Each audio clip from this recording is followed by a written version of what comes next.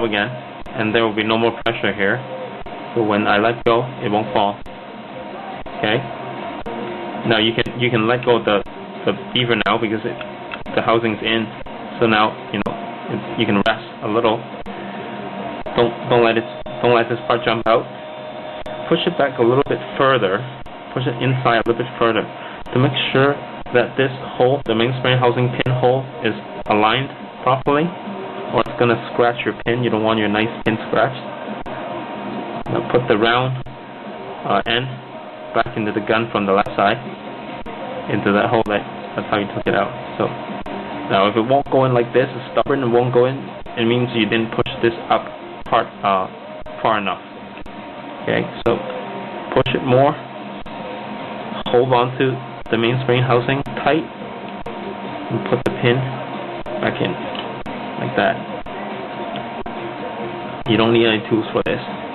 Just push it until it's flush. Nice. Okay, now you can release everything. It's secured. Okay, secured there. And that's done. The frame's done. Now to check if the frame is working correctly, there are certain things you can do. First, cock the hammer. If the hammer won't even cock, it means your sear is something wrong. You screw up the ordering in there, or it's worn, or the leaf spring is fitted wrongly. It won't engage the sear correctly. Anyway, that's very rare. If you fit the leaf spring correctly, this should cock just nice. Try to fire the gun once like that. Okay, it works. And another thing you can do is you hold on to the trigger. Pull the trigger like that. Hold on to it. Hold on to the beaver and the trigger, and cock the hammer back. Okay. Now it shouldn't cock this time. Okay, it should just bounce back up while holding onto both of these. Cock the hammer, and it shouldn't cock. It should bounce back up. The third thing you can try is hold on to these two things. Cock the hammer. When the hammer is cocked, use your index finger, push onto the disconnector. That's what the disconnector is for. So push it. You hear a click. Okay. Now when you let go, it'll stay cocked. And the disconnector, it's recessed into the frame. Okay. This is the position when the slide back that engages the disconnector and cock the hammer.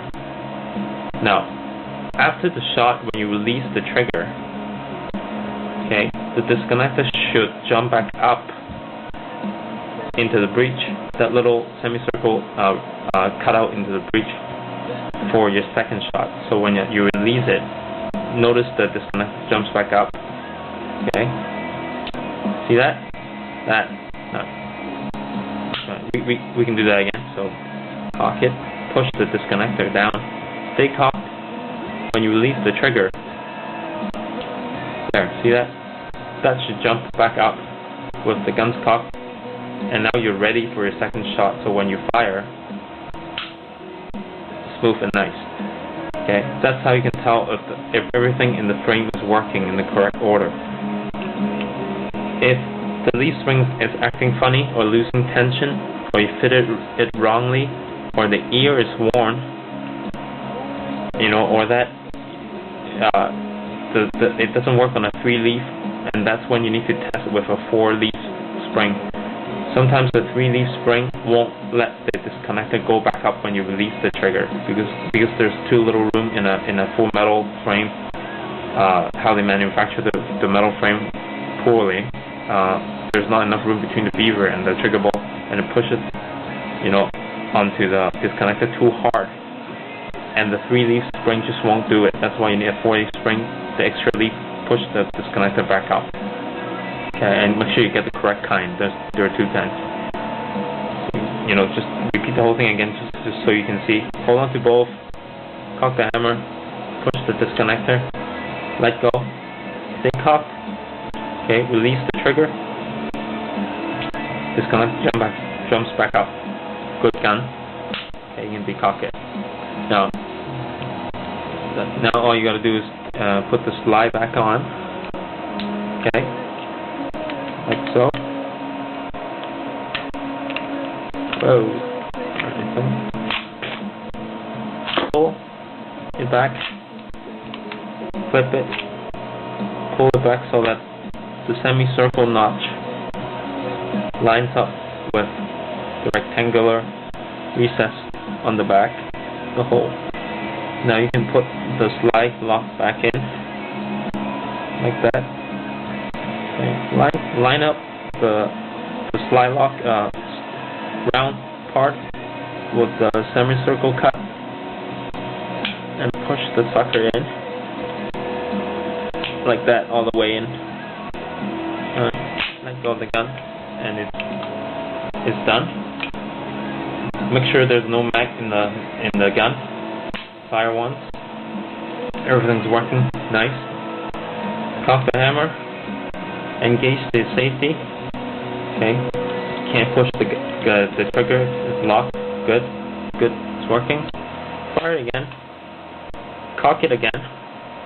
Without gripping the gun. Okay. Try firing. Okay, you can't fire. That's good. That means the grip safety is working. If you engage the grip safety and fire, boom, it works. Okay.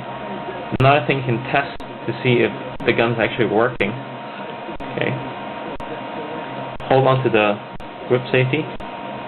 Hold on to the trigger, like that, just like before. This time, instead of cocking and pushing this connector, slide the slide back. Okay. While holding on to these two things. Slide back. Let the slide jump forward. Okay, the hammer should not bounce forward if you're holding onto those. While you're holding onto those and releasing the slide. When you release the trigger, you should hear a click. Okay, and when you pull the trigger again, it should fire the gun. Now I can do the same thing again. Now hold on to the 2 points, slide the gun back, and instead of letting the slide go forward, release it and let it jump forward. Okay, let it jump forward like that. Now, if at this point the hammer falls back by itself, it means that this connector in there, the ear or the leaf spring, or the fact that there isn't enough room between the trigger bolt and the grip safety, causes this connector to fail, so the hammer will jump back up. In that scenario, what you got is a full auto gun, and you don't want a full auto gun unless you wanted a full auto gun. But anyway, that's called a hammer jump, I think, on the forums. And my gun used to do that until I changed to a 4-leaf spring. So if you hold on to these two, slide back, and you let the slide jump forward, and the hammer jumps forward by itself without doing anything here, okay, you probably want to test out a 4-leaf spring. It's really cheap. And that's it. That's how you take down a gun, a Kimber, and put it back.